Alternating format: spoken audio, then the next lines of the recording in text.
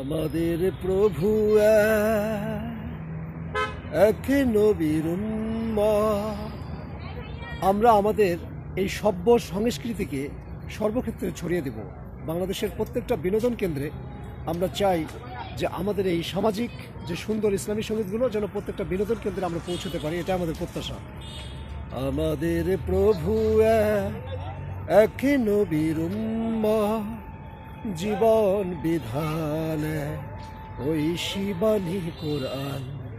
তবে কেন এক হে মুসলমান, এক হো করি আহ্বান। তবে কেন হে মুসলমান, এক হো করি আহ্বান।